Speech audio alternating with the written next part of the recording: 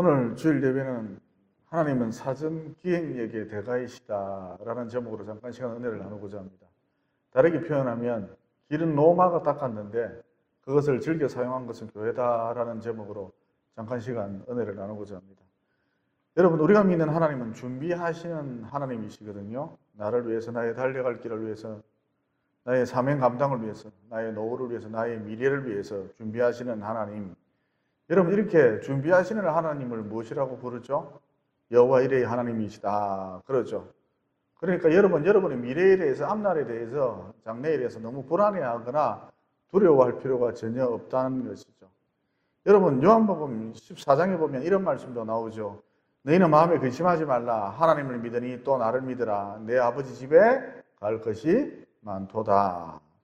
그러니까 우리 하나님은 준비하시는 하나님이시기 때문에 내 앞날에 대해서, 노후에 대해서, 나의 갈 길에 대해서, 나의 사명 감당을 위해서 준비하시는 하나님이시기 때문에 심지어 내 영혼의 미래에 대해서까지, 내 영혼의 거처까지 준비하시는 하나님이시기 때문에 근심할 필요가 전혀 없다는 것이죠. 여러분, 구약 성경이 기록된 다음 신약 성경이 등장하는 데 있어서 약 400년간의 공백 기간이 있었거든요. 그러나 그때에도 여전히 하나님은 준비하고 계셨다는 것이죠. 그러면 그때 하나님께서 도대체 무엇을 준비하고 계셨느냐? 크게 세 가지인데, 우선 교회의 모체라 할 수 있는, 교회의 씨앗이라 할 수 있는 회당을 준비하셨습니다. 여러분, 사람들이 회당에 모여서 구약 성경을 읽고 공부하고 토론을 하고 그랬지 않습니까? 그 다음 하나님께서 언어 통일을 이루셨습니다. 헬라어로 언어 통일을 이루셨습니다. 여러분, 당시 세계는 로마 중심의 세계였거든요. 지금도 로마식 표기, 어떤 표기를 할 때 로마식 표기가 기준이지 않습니까? 어쨌든 당시 세계는 로마 중심의 세계였거든요. 여러분, 로마가 유럽을 제패하지 않았습니까? 유럽을 통일하지 않았습니까? 그런데 어찌된 영문인지 어느 순간부터 이 로마가 헬라어를 공용으로 사용하기 시작했던 것이죠. 그래서 헬라어로 된 신약 성경이 등장하자마자 이것이 당시 세계의 중심이었던 로마 사회로 삽시간에 퍼져나갈 수 있었던 것이죠. 그 다음 로마 중심의 평화시대가 도래하도록 하나님께서 기획하셨거든요. 그래서 전쟁, 분쟁, 갈등이 없었습니다. 전 세계가 평온했습니다. 이런 와중에 AD 시대가 도래했고, 복음이, 예수의 피가 사람을 구원한다는 이 복음이 광대하게 퍼져나갈 수 있었던 것이죠. 여러분, 당시 세계 중심이었던 로마 사람들은 자기 앞바다가 지중해인데 헬라어로 마레라고 불렀습니다. 마레라는 뜻은 그냥 우리 바다라는 뜻이거든요. 그러니까 당시 로마 사람들은 자기 앞바다를 보고 지중해라 부르지 않았고 그냥 우리 바다, 마레, 우리 바다라고 불렀다는 것이죠. 왜 그렇습니까? 로마가 다 지배하고 있었습니다. 로마 시대입니다. 경계의 부분이 없었기 때문입니다. 여러분, 혹시 이탈리아로 여행을 갔을 때 무엇을 먹어야 할지 모르겠고, 만약 해산물을 좋아한다면, 저는 해산물을 아주 좋아하는데, 해산물을 좋아한다면 다른 건 다 필요 없고 메뉴판에 마레라고 적힌 것을 고르면 100% 해산물 요리가 나옵니다. 그러니까 정리해보면 구약 성경이 적혀진 후 신약 성경이 기록되기 전 약 400년 동안 하나님께서 회당을 준비하셨고, 또 헬라어로 언어 통일, 세계 언어 통일을 이루셨고, 또 로마 중심의 평화시대가 열리도록 하셨다는 것이죠. 하나님께서 이 세 가지를 준비하셨습니다. 그래서 앞서 밝혔듯이 이 세 가지를 준비한 것을 통해 초대 교회가 무리 없이 세워질 수 있었고, 여러분, 사람들이 회당에 모여서 성경 공부를 한 경험이 있거든요. 이 회당들이 자연스럽게 교회가 되는 것이죠. 그래서 초대 교회가 무리 없이 세워질 수 있었고, 또 헬라어 성경이 보급됨으로써, 여러분, 당시 세계의 공용어가 헬라어였지 않습니까? 그런데 이 헬라어 성경이 보급됨으로써 전 세계로 복음이 빨리 전파될 수 있었고, 또 평화시대라서 팍스 로마나 시대라는 거죠. 평화시대라서 어느 누구든지 마음먹고 복음을 전할 수도 있었습니다. 여러분, 이건 다 하나님이 기획하신 거예요. 하나님이 사전에 미리 기획해 놓으신 것이 하나하나 이루어졌던 것이죠. 그리고 여러분, 당시 로마가 세상을 지배하고 있었는데 참 아이러니한 것은 문화는 그리스 문화였다는 것이죠. 그래서 로마와 그리스는 항상 경쟁 관계였습니다.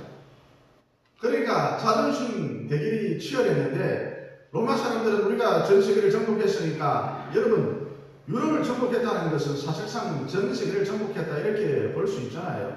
이처럼 로마 사람들은 우리가 전 세계를 정복했으니까 그리스 너희들 까불지 마 늘 이랬던 것이고 반면 그리스 사람들은 너희가 세계를 정복하고 뭐하노 문화가 우리 문화인데 그리스 문화인데 그러면서 고개를 굽히지 않았다는 것이죠. 어쨌든 통치는 로마가 하고 문화는 그리스 문화였는데 문화적으로 로마가 그리스에 비해 월등하게 앞섰던 것 딱 두 가지가 있었습니다. 우선 법 체계가 그리스에 비해 월등히 앞섰다 이렇게 볼 수가 있습니다. 여러분 로마는 다른 민족을 정복하여서 제국을 이루었기 때문에 온갖 다양한 민족들을 통치하려면 습관이 다르고 성격이 다르고 풍습이 다른 온갖 다양한 민족들을 통치하려면 무엇이 발달되어 있어야 할까요? 당연히 응당 법이 발달될 수밖에 없었겠죠. 그래서 로마가 문화적으로 그리스에 비해 월등히 앞섰던 것이 무엇인가? 바로 법 체계였다는 것이죠. 여러분 우리나라 법률도 무엇을 기초로 하고 있느냐 하면 동로마 제국의 유스티아누스가 제정한 12권의 법률에 근거하고 있거든요. 물론 현재 유럽의 여러 나라야 두말할 필요도 없겠지요. 그 다음 로마가 문화적으로 그리스에 비해 월등히 뛰어났던 것이 무엇인가? 로마는 기가 막히게 길을 잘 만들었습니다. 길을 잘 닦았습니다. 그래서 모든 길은 어디로 통한다? 로마로 통한다. 이런 말까지 나오게 된 것이죠. 그런데 참 특이한 것은 법도 로마가 만들고 길도 로마가 만들고 도로도 로마가 닦았는데 이것을 주로 누가 사용했다? 교회가 즐겨 사용했다는 것이죠. 바울이 특히 즐겨 사용했다는 것이죠. 예수님의 제자들이 사도들이 즐겨 사용했다는 것입니다. 그러니까 하나님께서 당시 세계 중심이었던 로마의 정치적 안정을 통해서 또 로마가 만들어 놓은 법을 통해서 또 로마가 닦아놓은 길을 통해서 로마가 만들어 놓은 도로를 통해서 복음이 안전하고 빠르게 전파될 수 있도록 미리 준비하셨다는 것이죠. 여러분 이처럼 우리 하나님은 사전 귀행력의 대가이시다라는 것이죠. 여러분 16장 앞부분에 보면 바울이 점치는 요즘을 고쳐주었지 않습니까? 그런데 그 요정의 주인들이 바울을 로마 지방정부에 고발해 버렸죠. 왜죠? 지금까지 그 요정이 귀신 들려서 점을 잘 쳤는데 그래서 돈벌이가 무척 짭짤했는데 그 요정에 의해서 귀신이 떠났기 때문입니다. 그러니까 그 요정의 주인들은 그 요정이 귀신이 들려서 그렇게도 괴로워했는데도 귀신에 사로잡혀서 말할 수 없는 고통 가운데 있었는데도 불구하고 일도 거기에 관심이 없었던 것이죠. 그저 돈 그러고 있었던 것이죠. 어쨌든 그 여종 입장에서는 귀신으로부터 노임을 받았으니까 얼마나 기쁘고 감격스러웠겠습니까? 하지만 바울은 그 여종의 주인들에게 고발을 당해 그만 감옥에 갇히는 실세가 되고 말았던 것이죠. 이어 바울이 어떻게 했습니까? 왜 내게 이런 일이 닥쳤는가? 내가 뭘 잘못했노? 내가 보면 저런 것밖에 되니나? 골똘히 생각하지 않고 여러분 당시 바울이 골똘히 생각하지 않았다는 것 참 중요합니다. 골똘히 생각하지 않고 그냥 평소 하던 대로 모든 것을 하나님께 다 맡겨버리고 기도하고 하나님 저를 불쌍히 여겨주십시오. 이렇게 기도하고 찬양했습니다. 그래서 어떤 일이 벌어졌습니까? 그 메인get이 풀렸고 차고가 풀렸고 옥토가 갑자기 흔들렸고 옥문이 열려버렸지 않습니까? 그래서 이런 것에서 우선 우리가 얻을 수 있는 메시지가 무엇인가? 여러분 내게 어떤 일이 닥쳤을 때 특별히 신앙생활을 잘하고 있는데 불행한 일이 닥쳤을 때 좀 골똘히 생각하지 말라는 것입니다. 여러분 그래봐야 답이 나오지 않습니다. 그러면 어떻게 해야 하는가? 생각하지 말고 골똘히 생각하지 말고 제발 그 생각 좀 멈추세요. 그 지긋지긋한 생각 좀 그만하세요. 여러분 인간은 무엇입니까? 인간은 뭐지요? 인간은 죄인입니다. 죄로 똘똘 뭉쳐진 존재가 인간입니다. 이런 인간에게서 나오는 생각이 뭐 그리 대단한 생각이겠습니까? 뭐 그리 기가 막힌 생각이 나오겠습니까? 그러므로 제발 골똘히 생각하지 말고 그냥 분수하던 대로 하나님께 모든 것을 맡겨버리고 그냥 수시로 튼튼히 하나님 저를 불쌍히 여겨 주십시오. 설거지 하면서 하나님 저를 좀 불쌍히 여겨 주십시오. 움츠랑거리는 거예요. 그게 기도거든요. 박성수 하면서 청소기 돌리면서 하나님 저를 좀 불쌍히 여겨 주십시오. 커피를 한잔 하면서 중간에 펄쩍펄쩍 한잔 하면서 하나님 저를 좀 불쌍히 여겨 주십시오. 이렇게 기도하면서 찬양하면 된다는 것이죠. 그러면 옥문이 저절로 열렸던 것처럼 어느 순간에 답이 나온다는 거예요. 여러분, 이게 성도가 이 땅을 살아가는 방법인 것이죠. 다시 한번 강조합니다. 인생이란 복잡한 방정식인데 이 방정식을 푸는 방식, 풀어나가는 방식, 생각하는 게 아니에요. 고도히 생각하는 게 아니에요. 제발 생각 좀 그만하세요. 지긋지긋하지 않습니까? 그 생각이 나를 사로잡아버리고 나를 질질 끌고 다니고 나를 곤두더미는 거예요. 여러분, 결론적으로 그 생각이 골똘히 내가 하는 그 생각이 결코 나를 살려주지 못합니다. 그래서 그냥 하나님께 맡겨버리고 하나님 불쌍히 여겨주십시오. 이렇게 기도하면서 방청소하면서 설거지하면서 커피 마시면서 수시로 이렇게 기도하면서 찬양하면 된다는 것이죠. 그러면 어느 순간 무엇이 나온다? 답이 나온다. 길이 열린다는 것입니다. 여러분, 이게 성도가 이 땅을 살아가는 방법인 것이죠. 생각이 아닙니다. 기도고 찬양입니다. 생각을 멈추세요. 생각할 시간 있으면 기도하고 찬양하십시오. 다시 본문으로 돌아와서 옥토가 흔들리고 옥문이 열렸을 때 바울이 생각하기를 이 기적은 나만을 위한 것이 아니다. 행여나 단수들을 위한 것일지도 모른다. 그러면서 탈옥하지 않았죠. 다른 죄수들은 모두 기회다 그러면서 달아갔는데 탈옥했는데 혼자 그대로 바울은 감옥에 앉아 있었습니다. 여러분, 만약 그때 바울이 탈옥했다면 탈옥수밖에 더 되었겠습니까? 그러면 이 대목에서 우리가 얻을 수 있는 메시지가 무엇인가? 여러분, 예수님을 믿으면 질병의 감옥, 가난의 감옥, 문제의 감옥, 이렇게 온갖 감옥에서 노임받을 수가 있습니다. 그럴 때에 아이고 잘됐다 그러면서 감옥에서 나올 생각만 하지 말고 탈옥할 생각만 하지 말고 바울이 간수들을 생각했던 것처럼 영혼 구원을 위해서 교회를 위해서 한 걸음 더 나아가야 한다는 것이죠. 어쨌든 바울이 탈옥하지 않고 감옥에 앉아 있으니까 어떤 일이 벌어졌습니까? 간수들이 몹시 두려워하면서 바울을 향해 선생님, 내가 어떻게 해야 구원을 받을 수 있습니까? 질문했었죠. 그때 여러분, 바울이 무엇이라고 말했습니까? 아주 유명한 말을 했죠. 선생님들, 내가 어떻게 해야 구원을 받을 수 있습니까? 그때 바울이 무엇이라고 말했습니까? 주 예수를 믿어라. 그리하면 너와 너의 집이 구원을 받으리라. 그래서 어떻게 되었죠? 간수들이 예수님을 믿었고 바울 일행을 자기 집으로 모시고 와서 극진히 대접해 주었지 않습니까?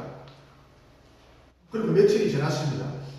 그러면 이제 며칠이 지났으니까 바울과 간수들 이제 며칠이 지났으니까 서로 인사하고 안녕히 가십시오, 잘 계십시오 이렇게 서로 인사하고 헤어져야 할 것인데 37절에 보니까 바울이 느닷없이 법 이야기를 합니다. 간수들에게 법 이야기를 합니다. 나는 로마 시민권자인데 소수의 로마 특권층만 가지고 있는 나는 로마 시민권자인데 너희들 마음대로 나를 오게 가두었고 함부로 대하지 않았느냐. 어서 상관들을 빨리 불러오너라. 그리고 그 상관들로 하여금 내게 사과하도록 해라. 그래서 결국 상관들이 서둘러 달려왔죠. 그리고 바울에게 급히 사과했습니다. 왜냐? 그가 로마 시민권자였기 때문입니다. 이게 두려웠던 것이죠. 그러면 난데없이 왜 바울이 로마 시민권 운운하면서 법 이야기를 들고 나왔느냐? 자기는 곧 이곳을 떠나지만 성도들은 남아있잖아요. 즉 그들의 안전을 염려했던 것이죠. 그러니까 무슨 얘기냐 하면은 간수들과 그 상관들로 하여금, 여러분 이 사람들은 다 로마 사람들입니다. 간수들과 그 상관들로 하여금 이 성도들은, 이 초대교회 성도들은 로마 시민권자와 특별한 관계에 있는 사람들이다. 그러므로 함부로 대하지 마라, 깔보지 마라. 이런 경고 차원에서 바울이 느닷없이 갑자기, 원래 그런 사람이 아니에요. 법 이야기를 하는 사람이 아니에요. 그런데 느닷없이 갑자기 법 이야기를 들고 나왔던 것이죠. 그래서 여러분 초대교회가 든든히 세워질 수 있었던 것이죠. 따라서 이 대목에서 얻을 수 있는 메시지가 무엇이냐? 하나님께서 로마로 하여금 법을 만들도록 하셨다. 이어 바울이 이 법을 아주 적절하게 효과적으로 사용했다는 것이죠. 그러니까 메시지가 무엇이냐? 여러분, 이와 같이 우리 하나님은 준비하시는 하나님이시고 사전 기획력의 대가이시다라는 것이죠. 그리고 이 대목에서 궁금해지는 것이 바울이 맨 처음부터 자기가 로마 시민권자임을 밝히지 않았는가라는 것인데, 여러분, 당시 로마 시민권자라는 것은 그것 자체로 엄청난 굉장한 권력이었습니다. 여러분, 당시 로마 시민권자는 사람을 죽여도 처벌받지 않았습니다. 어마어마한 권력이었죠. 그러니까 바울이 복음을 전하는 데 있어서 이 권력이 방해가 될까봐, 로마 시민권자라고 하는 이 권력이 방해가 될까봐 자기가 로마 시민권자임을 밝히지 않았던 것이죠. 따라서 사람들이 바울을 감옥에 가두고자 했을 때 바울이 나는 로마 시민권자야 이렇게 밝혔다면 묵살이도 하지 않았겠죠. 그러니까 바울이 의도적으로 빌립보 감옥에 갇혔다 이렇게 볼 수도 있습니다. 반면 바울은 자기와 같은 유대인들 앞에서는 자신이 로마 시민권자임을 서둘러 밝혔습니다. 왜냐하면 당시 유대인들은 예수님을 배척했거든요. 따라서 예수를 전하는 바울을 배척할 것은 당연한 일이고, 그들의 관심에 따라, 유대인들의 관심에 따라 즉시 돌로 쳐 죽일 수도 있었기 때문입니다. 그러니까 바울은 자기가 살려고 유대인들 앞에서 로마 시민권자임을 서둘러 밝힌 것이 아니라 복음을 위한 고난이 아닌 쓸데없는 고난은 곧 유대인들의 관습에 따른 고난은 당하지 않으게 됐던 것이죠. 어쨌든 법은 로마가 만들었고 바울은 이 로마의 법을 아주 유효적절하게 사용을 해서 너무나도 효과적으로 복음을 전할 수 있었던 것이죠. 여러분, 만약 당시 로마법이 없었더라면 바울은 유대인들의 관습에 따라서 벌써 돌에 맞아 죽었을 수도 있습니다. 로마법 때문에 살았던 거예요. 바울이 만약에 유대인들의 관습에 따라 돌에 맞아 죽어버리면 어떻게 되는 거죠? 신약 성경이 탄생할 수 없었겠죠. 또 초대 교회들도 든든히 세워지지 못했겠죠. 그래서 하나님이 이것을 미리 아시고 로마로 하여금 로마법을 만들도록 하셨고, 이어 바울은 복음의 확장을 위해 이 로마법을 아주 유효적절하게 매우 효과적으로 사용했던 것이죠. 여러분, 이와 같이 우리 하나님은 준비하시는 하나님이십니다. 사전 기획력의 대가이신 것이죠. 철저히 준비하십니다. 하나하나 세세하게 준비하십니다. 또 0.1%의 오차도 허용하지 않으십니다. 여러분, 당시 로마법이 없었더라면 우리 예수님도 유대인들의 관습에 따라서 돌에 맞아 죽었을 가능성이 매우 높다 이렇게 볼 수 있겠죠. 그러면 어떻게 되는 거죠? 십자가에 못 박혀 죽을 것이다. 예수가 와서 십자가에 못 박혀 죽을 것이다. 구약 성경의 이 예언이 성취되지 못하는 거죠. 그리고 예수님께서 십자가에 반드시 못 박혀 죽으실 수 있도록 하나님께서 로마로 하여금, 로마 정부로 하여금, 로마 원로회로 하여금 사형제도를 만들 때 사형 집행은 반드시 십자가형이어야만 한다 이렇게 딱 정하도록 하셨던 것이죠. 여러분, 이처럼 우리 하나님은 사전 기획력의 대가이십니다. 또 0.1%의 오차도 허용하지 않으시죠.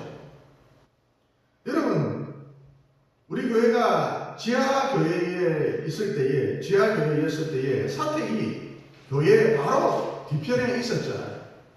5분 거리에 있었죠. 또 여기로 올라오니까 이 건물 7층이 사택이 되었지 않습니까? 여러분, 교회하고 사택은 가까이 있어야 하는데 절묘하게 맞아떨어졌지 않습니까?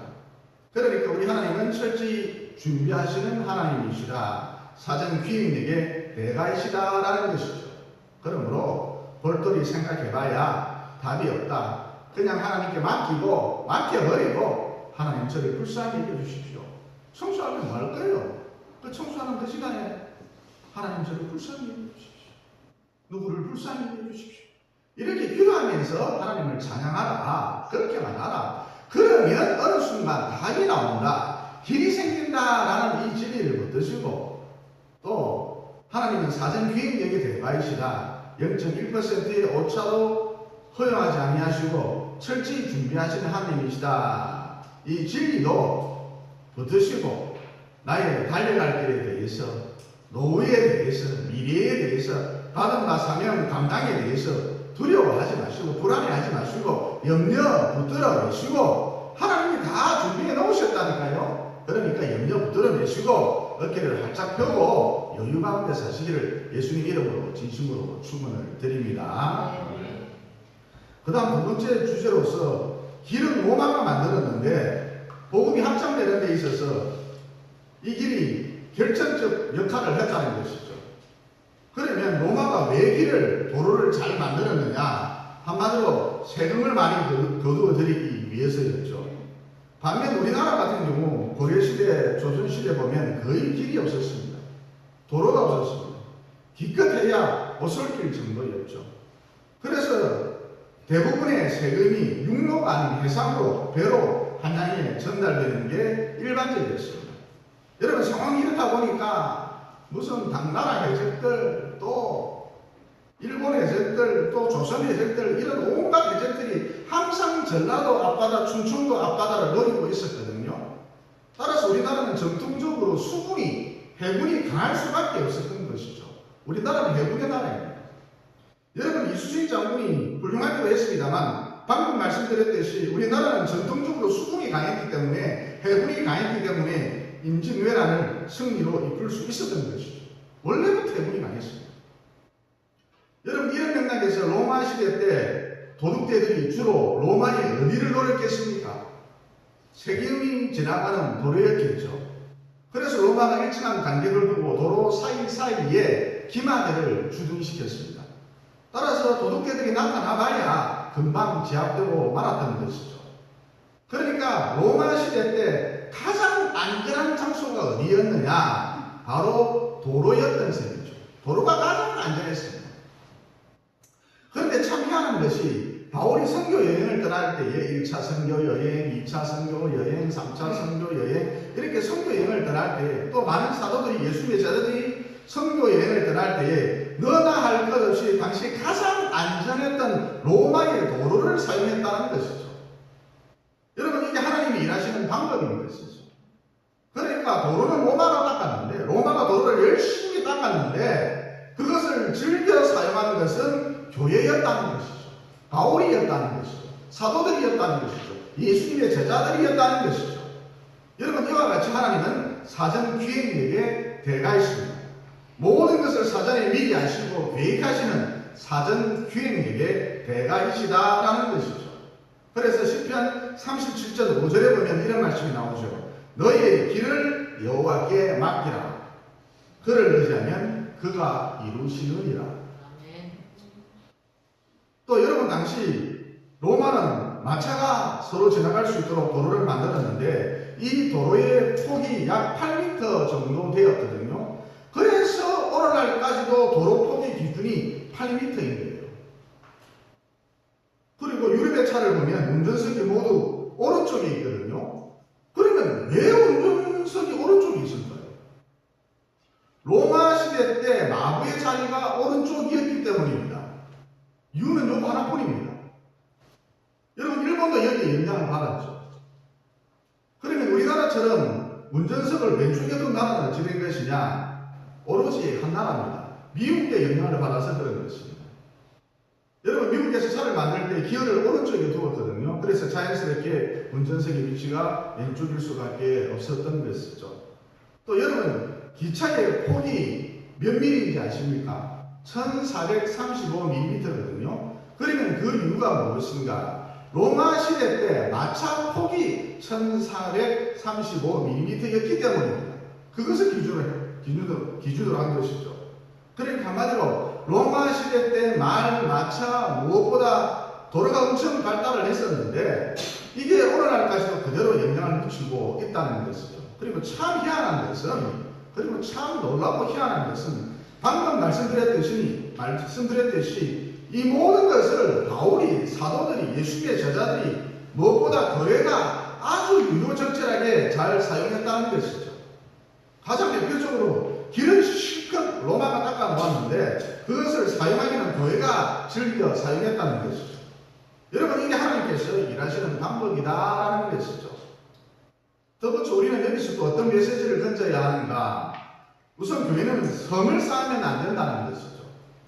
선교 여행을 떠나든 봉사 활동을 떠나든 하여튼 길을 만드는 게 성을 쌓는 게 아닙니다. 교회는 길을 만드는 게 교회의 영성이다라는 것이죠. 여러분, 교회 와서 설거지 봉사하는 것도 길을 만드는 거예요. 이렇게 누군가 길을 만들어 놓았으니까 매주마다 마음 놓고 식사를 할 수 있는 것이죠. 어쨌든 무엇을 하는 것, 길을 만드는 것, 길을 내는 것, 길을 닦는 것, 이게 교회의 영성이라는 것이죠. 즉, 이 땅에서 성도는 어떻게 살아야 하는가? 할 수만 있으면 길 만드는 작업, 길을 내는 작업, 이 작업을 계속해야 한다는 것이죠. 여러분, 서구에 보면 교회들이 다 평지에 있잖아요. 신강교회, 동일교회, 또 대신동교회, 또 구덕교회, 부견교회, 서대신교회, 순복음교회 다 어디에 있습니까? 평지에 있잖아요. 그런데 어찌된 영문인지 중국도로엔 교회가 하나도 없었습니다. 하지만 최초로 포도나무 교회가 세워졌죠. 대신동교회에 다니는 어떤 집사님이 이런 말을 했습니다.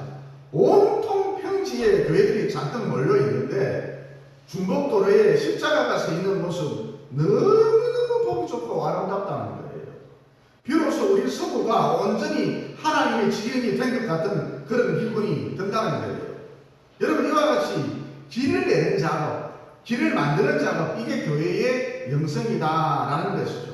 쉽게 말해서 성도가 이 땅을 살아갈 때에 어떻게 우리가 살아가야 하는가? 길 내는 작업, 길 만드는 작업, 이걸 해야 한다는 것이죠. 미얀마 성도도 알고 보면 길 내는 작업입니다.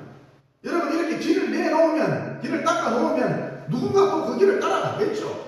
이게 이 땅을 살아가는 성도의 삶의 방식이라는 것입니다. 그리고 앞서 말씀드렸듯이 하나님은 사전기획력의 대가이시다. 0.1%의 오차도 없이 철저히 준비하시는 하나님이시다라는 것이죠. 그러므로 너의 길을 여호와께 맡기라. 그를 의지하면 그가 이루신다는 이 진리를 붙드시고 그저 틈틈이 엎드리시고 청소하다가 설거지하다가 또 물 한잔 하다가 불쌍히 얘기해 주십시오. 다른 기도 할 필요 없어요. 그저 불쌍히 얘기해 주십시오. 이렇게 엎드리시고 하나님을 찬양하셔서 또 동시에 하나님을 찬양하셔서 나의 달려갈 길을 위해, 나의 사명 감당을 위해, 내 노를 위해 모든 것을 준비하시는, 예비하시는, 마련해 놓으시는 그 하나님의 역사를 경험하시고 또 교회의 영성은 길을 내는 작업인데 포도나무교회 성도로서 이 길 내는 작업을 잘 하셔서 여러분, 설거지도 길 내는 작업입니다. 선교도 길 내는 작업입니다. 이렇게 길 내는 작업을 잘 하셔서 우리 하나님 나라에 이르렀을 때에 잘하였도다 착하고 충성된 중아 모두 이렇게 칭찬 드리시기를 예수님 이름으로 진심으로 축원을 드립니다. 기도드리겠습니다. 사랑의 하나님, 로마가 법도 만들었고 로마가 길도 만들었습니다. 그런데 웬걸 그것을 사도들이, 예수님의 제자들이, 무엇보다 바울이 교회가 아주 효과적으로 사용을 했습니다. 이처럼 우리 하나님은 사전에 모든 것을 내다보시고 철저히 준비하시는 하나님이시다. 사전 기획력의 대가이시다라는 진리를 깨닫게 되었습니다. 그러므로 남은 여생을 살아갈 때에 모든 것을 하나님께 맡겨버리고 하나님 불쌍히 해주십시오. 하나님 불쌍히 해주십시오.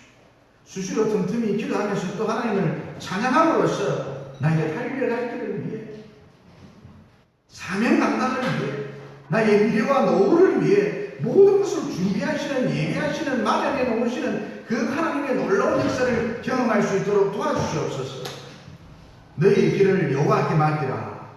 그를 의지하면 그가 이루신다. 이미 이렇게 약속해 주신 예수님 이름으로 기도드리옵나이다. 아멘.